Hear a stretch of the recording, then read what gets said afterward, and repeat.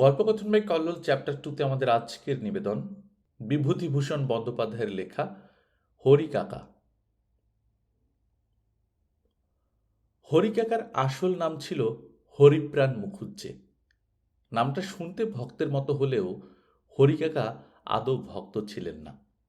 ছিলেন অত্যন্ত দুঁদে মাতাল, প্রবল প্রতাপান্বিত, কাণ্ডজ্ঞান শূন্য, পরপীড়ন দক্ষ, আরও কত কি। অল্প কিছু জমিদারি ছিল, তারই আয়ে দিন চলে যেত। স্বর্গে মর্তে হরিকাকা কাউকে গ্রাহ্য করতেন না, অথচ তাঁর দাপটে মেদিনী কাঁপত। রাস্তা দিয়ে কেউ হয়তো টেরি কেটে গান গাইতে গাইতে চলেছে, হরিকাকা হুকুম দিতেন, ধরে নিয়ে এসো তো ব্যাটাকে। আই, কে যাচ্ছ, শোনো এদিকে। রায় জেলের ছেলে শ্যামাচরণ। আজকালকার ছেলে বলে সে একটু শৌখিন মেজাজের। একখানা রাঙা গামছা কাঁধে পান চিবোতে চিবোতে সে যাচ্ছিল সৌরভী জেলেনির বাড়ি আড্ডা দিতে। হরিকাকা বললেন, কে? শ্যামাচরণ? টেরিকেটে রাগিনী ভেজে যাচ্ছ কোথায়? বাপের পয়সাটা কি আজকাল বেড়েছে? শ্যামাচরণ নিরুত্তর। বলি, কানে কথা গেল না? উত্তর দাও। শ্যামাচরণ অধোমুখে দণ্ডায়মান। টেরি ভাঙো আমার সামনে, মুখ বুজে চলে যাও আস্তে আস্তে, আর কখনো অমন না দেখি। শ্যামাচরণের ধীরে ধীরে প্রস্থান। একবার গ্রামের বৃদ্ধ প্রসন্ন রায়ের কাছ থেকে হৃদয় ঘোষের ছেলে বাবুরাম 2 টাকার বাঁশ কেনে। প্রসন্ন রায়ের অবস্থা খুব খারাপ, তার উপর তিনি চোখে ভালো দেখেন না। বাঁশের টাকার জন্যে বাবুরামের বাড়ি হেঁটে প্রসন্ন রায়ের পায়ে ব্যথা হয়ে গেল, তবুও টাকা আদায় করা গেল না। আজ বলে কাল দেব, কাল বলে শনিবার দেব। 2 মাস এভাবে কাটাবার পর একদিন প্রসন্ন রায় লাঠি ধরে অতি কষ্টে তার বাড়ি গিয়ে তাগাদা করতেই বাবুরাম রেগে উঠে বুঝি বলেছিল, যান যান ঠাকুর, অত তাগাদা কেন? 2 টাকার বাঁশ নিয়ে মুই তো আর পেলিয়ে যাইনি। মোর যখন হাতে টাকা হবে তখন টাকা দেব, যান আপনি। এর উত্তরে প্রসন্ন রায় 2-1 কথা কি বলে থাকবেন। তখন সে প্রায় মারে আর কি প্রসন্ন রায়কে। চেঁচিয়ে উঠে বলে, যাও ঠাকুর, তোমার 1 পয়সা ধারি নে, কি করবে করগে যাও। প্রসন্ন রায় এসে হরিরায়ের দরবারে অভিযোগ জানালেন। হরিকাকা অঘোর মুচিকে হুকুম দিলেন, ধরে নিয়ে এসো দেখি ব্যাটাকে, দেখি ওর কতদূর প্রতাপ হয়েছে। অঘোর মুচি বিখ্যাত লাঠিয়াল, সে হুকুম পেয়ে ঘাড় ধরে নিয়ে এলো বাবুরাম ঘোষকে। হরিকাকা বললেন, তুমি প্রসন্নদার বাঁশের টাকা ধারো? বাবুরাম তখন ভয়ে ঠকঠক করে কাঁপছে। সে বললে, আগে হ্যাঁ বাবু। তবে দাওনি কেন? আগে হাতে নেই। তবে গরিব ব্রাহ্মণের বাঁশ কিনতে গিয়েছিলে কেন? আগে ভুল হয়ে গিয়েছে। ওসব বাজে কথা ছাড়ো, আজ তুমি ওকে যাতা বলেছ কেন? বড্ড নবাব হয়ে গিয়েছ নাকি? কানমালা খাও। তখনই বাবুরাম কানমালা খেলে বিনা প্রতিবাদে। আচ্ছা যাও, এই 2 টাকা আমি এক্ষুনি দিয়ে দিচ্ছি, তুমি আমাকে কাল সন্ধ্যের মধ্যে যেখান থেকে পারো দিয়ে যাবে। যাও, চলে যাও। এইরকম ছিল হরিকাকার বিচার। গ্রামের বিপদে আপদে হরিকাকা সকলের আশ্রয়স্থল ছিলেন। পরপীড়নে যেমন দক্ষ, পরোপকারেও তিনি অগ্রণী। গায়ে শক্তি ছিল অসাধারণ। চামটার বিল করার সময় জমিদারের পক্ষ হয়ে নিজে লাঠি ধরে প্রতিপক্ষ মুসলমানদের হটিয়ে দিয়েছিলেন শোনা যায়। মুসলমানরাও খুব মানত হরিকাকাকে। তাদের পারিবারিক বিবাদে হরিকাকা সালিশি করে গোলমাল মিটিয়ে দিতেন। 5 গ্রামের মোড়লরা তাঁর কাছে এসে পরামর্শ করত। খেতে না পেলে এসে ধান নিয়ে যেত। এমনও হয়েছে অভাবগ্রস্তদের ধান বিলিয়ে দিয়ে নিজের গোলা শূন্য করে ফেলেছেন হরিকাকা। তখন অপরের ওপর জুলুমবাজি করে ধান নিয়ে এসেছেন, দাম দেননি। পরের স্ত্রী বা পরের মেয়ের দিকে কেউ একবার আর চোখে তাকিয়েছে ঘাটের পথে, কিংবা টপ্পাগানের এক কলি গেয়ে উঠেছে, অমনি সেই মেয়ের কর্তৃপক্ষের অভিযোগে সেই হতভাগ্য প্রণয়লোভী যুবককে চণ্ডীমণ্ডপের সামনের বকুলতলায় যেদিন আগাগোড়া জুতোপেটা করে ছাড়লেন, সেই দিনই হয়তো গ্রামের কুমোর পাড়ার কেষ্ট কুমোরের বিধবা মেয়ে কুশির ঘরে তাকে মদ খেয়ে ডুগি তবলা বাজাতে শোনা গেল রাত 1টা পর্যন্ত। একদিন হয়তো দেখা গেল কুশিকে নিয়ে নৌকোয় হরিকাকা হারমোনিয়াম বাজাতে বাজাতে গান গাইতে গাইতে মহকুমা শহরের দিকে বাজ খেলে চলেছেন। সঙ্গে অবশ্যই বন্ধুবান্ধব 2-4টি আছে। সেই বন্ধু আবার কেমন? হরে মাইতি, বনদর ঘরামির বড় ছেলে হাফিজ, রশকেমাল, দিনু সর্দার ইত্যাদি। নবীন চক্রবর্তী গ্রামের পুরোহিত এবং নিষ্ঠাবান ব্রাহ্মণ। তিনি শুনে ঘাড় নেড়ে বলতেন, না, রামপ্রাণ দাদার ছেলে অমন নিষ্ঠে কাজটা হিন্দু এদিগরে ছিল না। তার ছেলে কিনা মুচি মুসলমান ইয়ার নিয়ে মাইফিল করে বেড়াচ্ছে, লজ্জাও করে না। এর এক সপ্তাহ পরেই পড়ল দুর্গাপূজা। বারোয়ারিতলায় দুর্গোৎসবের ফুল বিল্লপত্র সংগ্রহ, নৈবেদ্য সাজানো, ভোগ রাধা, বলিদানের ব্যবস্থা, প্রসাদ বন্টন, মায় আরতির আয়োজন, সমাগত মহিলাদের মধ্যে শীতলের ফলমূল বিতরণ প্রভৃতি সমস্ত কাজের মধ্যে রাঙা গামছা মাজায় বেঁধে ঘরমাক্ত দেহে কে ওই দীর্ঘকায় গৌরবর্ণ পইতে গলায় মালা করে পরা লোকটি ছুটোছুটি করে বেড়াচ্ছে সকাল থেকে রাত 9টা পর্যন্ত? হরিকাকা। দীননাথ মুখুজ্জের মাতৃশ্রাদ্ধে ওই রাঙা গামছা মাজায় বেঁধে ওই পইতে মালা করে গলায় পরে সারাদিন ব্রাহ্মণ ভোজনের সারিতে ভীষণ খেটে পরিবেশন করছে কে? সামান্য একটু চিনির পানা খেয়ে? হরিকাকা। হরিকাকার এই অবস্থা দেখে কে বলবে ইনি কর্মী ও ভক্ত পুরুষ নন? মিথ্যে সাক্ষী দেওয়া হরিকাকার গা সওয়া হয়ে গিয়েছিল। যে কোনো মোকদ্দমায় যে কোনো বিষয়ে সাক্ষী দিতে ওর মতো ওস্তাদ বড় কেউ ছিল না গ্রামে। মহকুমা কোর্টেও সবাই ওকে চিনত। প্রতিপক্ষের উকিলের সাধ্য কি জেরা করে হরিকাকাকে দমিয়ে দেয়?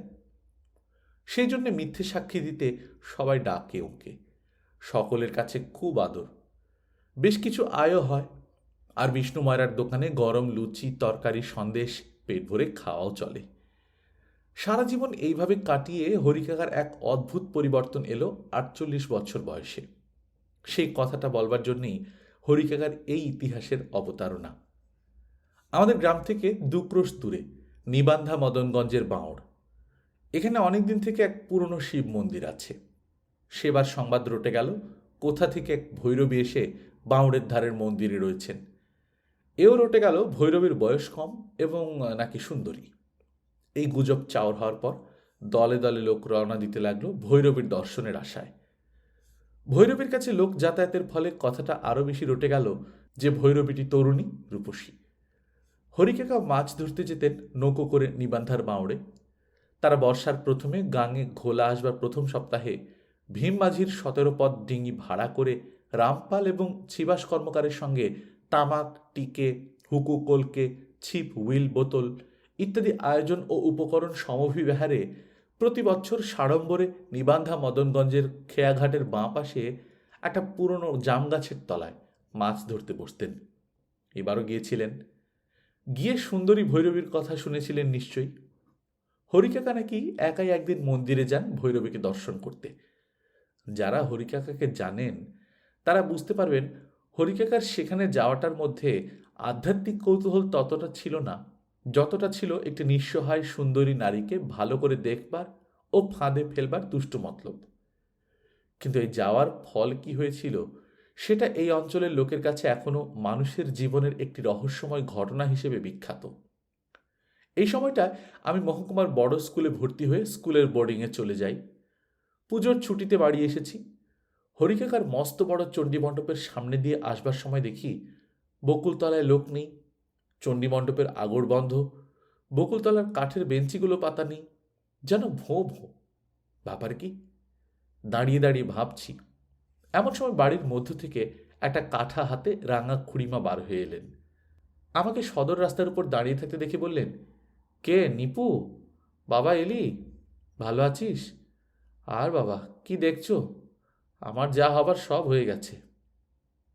আমি এত অবাক হয়ে গিয়েছি যে প্রণাম পর্যন্ত ভুলে গেলাম। রাঙা খুড়িমার তো বিধবার বেশ নয় দেখছি।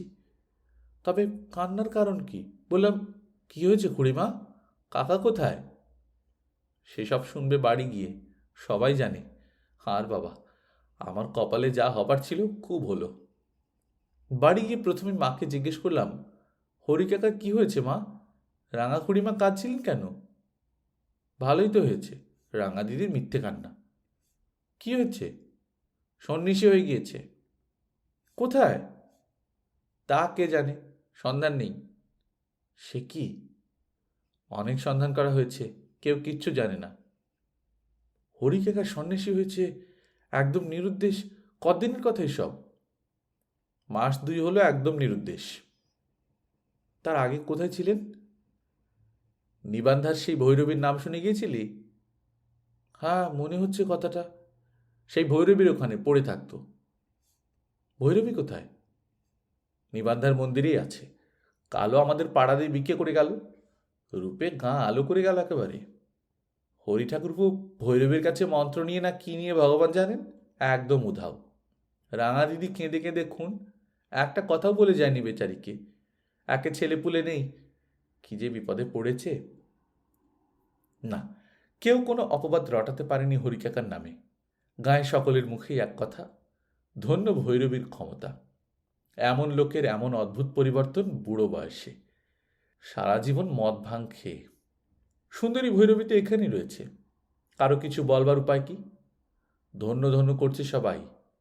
এবং আরেকটা ব্যাপার লক্ষ্য করলাম, রাঙা খুড়িমার উপর কারো তেমন সহানুভূতি নেই। বেশ তো, একটা অসৎ লোকের যদি সৎপথে পা দেবার প্রবৃত্তি হয়ে থাকে, তাতে রাঙা দিদি দুঃখ না করে বরং আহ্লাদ করুন, ভাবটা এইরকম সাধারণের মনের।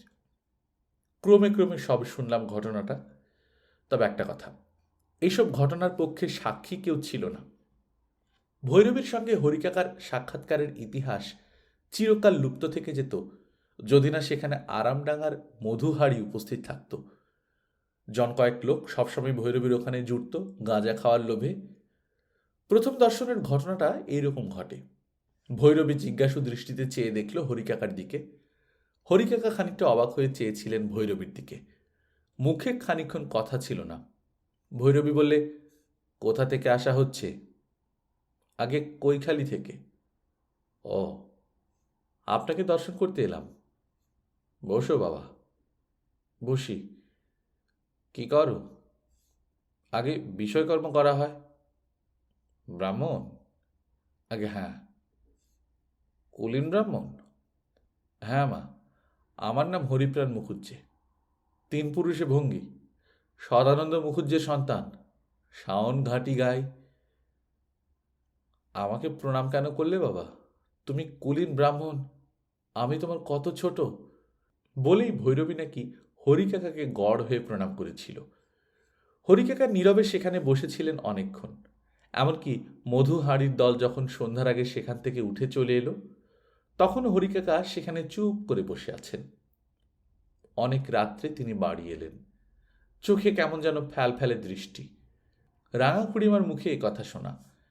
সারা রাত হরিকাকা কেবল নাকি পায়চারি করেছেন আর বারবার বাইরের দাওয়ায় গিয়ে বসেছেন। জিজ্ঞেস করলে বলেছিলেন, বড্ড গরম হচ্ছে। সকালে উঠেই কোথায় চলে গেলেন। দুপুর গড়িয়ে গিয়েছে তখন বাড়ি এলেন। কেমন যেন অন্যমনস্ক ভাব। খুড়িমাকে বললেন, 10টা টাকা দিতে পারো? কেন গা? ঠাকুরের পুজো দেব। কি ঠাকুরের? নিবান্ধার মন্দিরে যে ঠাকুর ছিল, একদিন কেউ জানত না। ভৈরবী জাগ্রত করেছে সেই ঠাকুর। ভৈরবী তোমায় তুগুণ করেনি তো? পাগল, আমার ভয় করছে কিন্তু। যেদিন বুঝবে সেদিন আর ভয় করবে না। ভয় কিসের? কোনো ভয় নেই। এর কয়েক মাস পর পর্যন্ত হরিকাকা রোজই বাড়ি আসতেন, কিন্তু ক্রমশ তার ধরন ধারণ বদলাতে লাগলো। অন্য কোনো বাইরের পরিবর্তন, যেমন গেরুয়া বস্ত্র ধারণ বা নিরামিষ আহার, এসব নয়। মদ খাওয়া একদম বন্ধ হলো। বাজে লোক নিয়ে আড্ডা আদৌ দেন না। পরকে শাসন করা, চোখ রাঙানো ভুলেই গেলেন। একদিন ঘাটের পথে নির্জন বাঁশ বনে সন্ধ্যার কিছু আগে রামজাদু জেলের বিধবা অল্পবয়সী পুত্রবধূ তার 2.5 বছরের ছেলের সঙ্গে নদীর ঘাট থেকে ফিরছে। এমন সময় হঠাৎ হরিকাকাকে সামনে দেখে মেয়েটি ভীত ও সন্ত্রস্ত হয়ে উঠল। হরিকাকার ভয়ে পাড়ার ঝিবয়েরা অনেকদিন থেকে একা নদীর ঘাটে যাওয়া ছেড়ে দিয়েছিল, এ কথাটি আগে বলা দরকার। মেয়েটি থমকে আড়ষ্ট হয়ে গেল। সর্বনাশ! হরি মুখুজ্জে যে এগিয়ে আসেন তার দিকে। খোকা পিছিয়ে এসে ততক্ষণ মায়ের আঁচল মোক্ষম জড়িয়ে ধরেছে। তার ভীত দৃষ্টি হরিকাকার মুখের দিকে নিবদ্ধ। হরিকাকা কিন্তু মেয়েটির কাছে এগিয়ে এসে সস্নেহ সুরে বললেন, মা, ভয় কি? নির্ভয়ে ঘাটে পথে বেরিও মা। এই খোকাকে কষ্ট দিয়ে কেন সঙ্গে এনেছ? ও কি এতটা পথ হাঁটতে পারে? ছি, কোনো ভয় নেই। তুমি আমার মেয়ের সমান, আমি তোমার বাবা। বাবাকে দেখে ভয় কি মা? যাও। মেয়েটি হেঁট হয়ে হরিকাকাকে প্রণাম করে তাড়াতাড়ি বাড়ি চলে এসে পাড়ার মেয়ে মহলে এই কথা জানায়। এর 2-3 দিন পরে রামজাদু একটা কাতলা মাছ হাতে হরিকাকার বাড়ি এসে তাকে দিয়ে বললে, আপনার মেয়ে পেটিয়ে দিয়েছে, বললে মোর বাবা ঠাকুরকে দিয়ে এসো, তা নেন দয়া করে। হরিকাকা চণ্ডী মণ্ডপে বসে তেল মাখছিলেন। কাছে নিরু গোয়ালিনী বসে দুধের হিসাব করছিল। চোখ তুলে বললেন, কি, কিসের মাছ? আপনার মেয়ে পেটিয়েছে, যে আনাতে পেলাম। আপনার মেয়ে বললে বাবাকে দিয়ে এসো। ও হবে না। কেন বাবা ঠাকুর? গরিব লোকের মাছ আমি বিনি পয়সায় নিতে পারবো না। এ কথা এ অঞ্চলে কেউ কখনো বলে না, বিশেষ করে হরিকাকা তো এমন প্রকৃতির লোকই নয়। রামজাদু একটু অবাক না হয়ে পারলে না, তবু মাছটা সে নামিয়ে রেখে চলে যাচ্ছিল। হরিকাকা বললেন, না শোনো ও রামজাদু, মাছ আমি নেব না। ওর ন্যায্য দাম দেওয়ার ক্ষমতা আমার নেই, সুতরাং মাছও আমি নেব না। শেষ পর্যন্ত রামজাদুকে মাছ ফিরিয়ে নিয়ে যেতে হলো। রামজাদুর স্ত্রী এর পরে একসময় এসে খানিকটা কাটা মাছ রাঙা খুড়িমার কাছে লুকিয়ে দিয়ে গিয়েছিল। এরকম দু একটা নতুন ধরনের কাজ করার পর হরিকাকা একদিন সকালে উঠে ভৈরবীর মন্দিরে চলে গেলেন। আর ফিরলেন না। ভৈরবীর কাছে সন্ধান নেওয়া হয়েছিল। সেখানকার সকলেই বললে ধোপার বাড়ি কাপড় দেবেন বলে তিনি সকাল সকাল উঠে চলে গিয়েছিলেন। অনেক দিন কেটে গেল। তারপর রাঙা খুড়িমা আরও কিছুদিন পরে বাপের বাড়ি চলে গেলেন। বছর 2 পরে তার এক ভাইপো এসে এখানকার বিষয় আশয় বিক্রি করে চলে গেল। তার মুখে শুনলাম রাঙা খুড়িমার মৃত্যু হয়েছে। জিনিসটা মিটে গেল।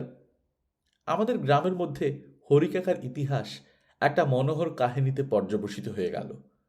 ওদের ভিটেতে ঘন জঙ্গল হয়ে গেল। দিন মানে সেখানে নাকি বাঘ লুকিয়ে থাকে।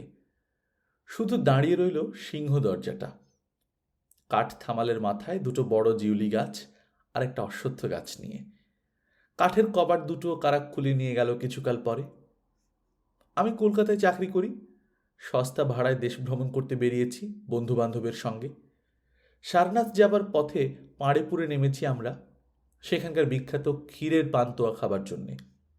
রামলীলা উৎসবের জন্যে পাড়িপুর চৌমাথার মোড়ে একটা উঁচু মাচা বেঁধেছে। সেটা রঙিন কাগজের মালায় সাজাবে। লোকজন অনেক জমেছে তার চারিধারে। আমাদের টাঙাওয়ালা দুজন বললে, বাবুজি টাঙায় গিয়ে গাছতলায় রাখি। কেন? यहाँ पर बहुत भीड़ जमता, लेकिन देरी मत कीजिए आप लोग, शाम हो जाएगा। 8 ঘন্টা পর যখন পেট পুরে সস্তা ক্ষীরের পান্তুয়া খেয়ে আমরা 7 জন বন্ধু টাঙার সন্ধান করলাম, টাঙা আর নেই। সে কি, টাঙা গেল কোথায়? হরিধন বললে, এগিয়ে দেখা যাক আরো, গাছতলায় থাকবে বলেছিল, এই তো গাছতলা, দেখি কত দূর গেল। রশি 2 পথ এগিয়ে বাঁকের মাথায় টাঙা 2খানা দাঁড়িয়ে আছে দেখা গেল। সেইখানে গাছতলায় এক সাধুর আসনের চারপাশে অনেকগুলি লোক জুটেছে। টাঙাওয়ালা দুজনও সেখানে জমেছে। আমরা বকাবকি করতে একজন টাঙাওয়ালা বললে, বাবুজি বাঙালি সাধু হ্যায়। সবাই কৌতূহলী হয়ে উঠলাম, কোথায়, ওই সাধু নাকি বাঙালি? এইভাবে আবার হরিকাকার দেখা পেলাম। আমি চিনিনি। তিনি আমার দিকে খানিকক্ষণ চেয়ে থেকে বললেন, বিষ্টু দাদার ছেলে অমল না? আমি অবাক, বন্ধুরা অবাক। আমি কখনোই এই অপরিচিত পরিবেশে এই জটাজুটোধারী দাড়িওয়ালা বৃদ্ধ সাধুকে আমাদের সেই হরিকাকা বলে চিনে নিতে পারতাম না দীর্ঘ 13-14 বছর পরে। কিন্তু তার গালের আঁচিল আমার অত্যন্ত পরিচিত। শৈশবের আবেষ্টনীতে তাকে নিয়ে গিয়ে ফেলল। রাঙা খুড়িমার কান্না ভরা চোখ মনে এলো। কি জানি কেন ওদের সেই জঙ্গলে ভরা সিংহ দরজাটার কথা মনে হলো। আমিও দেশের বাড়ি ছেড়েছি 5-6 বছর। এভাবে হঠাৎ বাল্যের হরিকাকার দেখা পেয়ে সারনাথ ভুলে গেলাম, বন্ধু বান্ধবদের ভুলে গেলাম, গণেশ মহল্লার প্রসিদ্ধ রামলীলার উৎসবের কথা ভুলে গেলাম। বন্ধুদের বললাম, তোমরা সারনাথ যাও, আসবার সময় আমায় নিয়ে যেও, কিংবা আমি আজ না হয় পাড়েপুর থেকেই যাই। ওরা বললে, কোথায় থাকবে এখানে? একটা হোটেল কিংবা সরাই। না না না, সেসবে দরকার নেই। আচ্ছা তুমি গল্প করো দেশের লোকের সঙ্গে, যাবার সময় যেও। ওরা চলে গেল। নীল প্রশান্ত আকাশ, বড় আম গাছের ছায়াভরা বিথি, বুদ্ধদেবের চরণপুত সারনাথ কাছেই, সেই দোর্দণ্ড প্রতাপ মাতাল হরিকাকা সন্ন্যাসী। কি অদ্ভুত লাগছিল আজকের এই দিনটা। আমি আমতলায় বসে পড়লাম। বৃদ্ধ সাধু বললেন, তুমি এখানে কিভাবে? সারনাথ যাচ্ছিলাম বন্ধুদের সঙ্গে। কি করো? টেকনিক্যাল স্কুলে মাস্টারি করি বালিগঞ্জে। আপনি কি এখানেই থাকেন? না, দিন 15 আগে এসেছি কাশি থেকে। কত কথা মনে হচ্ছিল, কোনটা আগে বলবো, কোনটা জানতে চাইব। রাঙা কাকিমার মৃত্যু সংবাদ দিলাম। হরিকাকার মুখের ভাবের কোনো পরিবর্তন হলো না, চুপ করে রইলেন। বললেন, তোমার বাবা কেমন আছেন? মারা গেছেন আজ 7 বছর। গায়ের আর সবাইকার কি খবর? মোটামুটি বললাম যতদূর সম্ভব। গত 5 বছরের খবর আমিও ঠিকমতো জানি না বললাম। বেশ কিছু কথা হবার পূর্বেই বন্ধুরা পাছে এসে পড়ে, এই ছিল আমার ভয়। কোন কথাটা আগে জিজ্ঞেস করব? হঠাৎ বললাম, কেমন আছেন হরিকাকা? হরিকাকা ধীরে ধীরে বললেন, খুব শান্তিতে, খুব আনন্দে আছি বাবা। তারপর কিছুক্ষণ চুপ করে থেকে বললেন, অনেক অপরাধ করেছিলাম জীবনে না বুঝতে পেরে। তিনি দয়াময়, সব ক্ষমা করবেন। আমরা তার সন্তান, তিনি ক্ষমা না করলে যাচ্ছি কোথায়? এখন এখানেই থাকবেন? না বাবা, আমরা এখনো বহুদূর। কুটিচকে পৌঁছতে এখনো দেরি আছে। কবে কোথায় থাকি ঠিক নেই। তিনি যেখানে নিয়ে যান সেখানে যাব। তিনি এখানে এনেছিলেন তাই তোমার সঙ্গে দেখা হলো। গায়ে ফিরতে ইচ্ছে হয় না কাকাবাবু? আগে আগে হতো, এখন আর হয় না বাবা। তোমার খুড়িমা চলে গিয়েছেন, এখন আর কোনো বন্ধনই নেই। কি দেখতে যাব? খুড়িমা মারা গিয়েছেন আমার মুখে শুনলেন তো? না। কেউ চিঠি লিখেছিল? না, সে কথা থাক বাবা। ইতিমধ্যে বন্ধুবান্ধবদের দল এসে পড়ল। হরিকাকাকে তারা পাঁড়েপুরের পান্তুয়া কিনে দিল এক ভাঁড়। হাসি মুখে গ্রহণ করলেন। আমরা সবাই পায়ের ধুলো নিয়ে প্রণাম করলাম। ওকে একা গাছতলায় ছেড়ে দিয়ে আসতে ইচ্ছে করছিল না। আমাদের সকলকে আশীর্বাদ করলেন। টাঙায় উঠবার সময় আমার চোখে জল এলো। গল্পকথনবাই কল্লোল চ্যাপ্টার 2তে আপনারা শুনছিলেন বিভূতিভূষণ বন্দ্যোপাধ্যায়ের লেখা হরিকাকা। আমরা নিয়মিত গল্প পাঠ করে শোনাচ্ছি। আপনারা যারা প্রথমবারের মতো শুনছেন কাইন্ডলি সাবস্ক্রাইব করে নেবেন। গল্প পাঠ ভালো লাগলে বন্ধুদের সাথে শেয়ার করবেন। নিজে ভালো থাকবেন, আশেপাশের লোকজনকে ভালো রাখবেন। টাটা।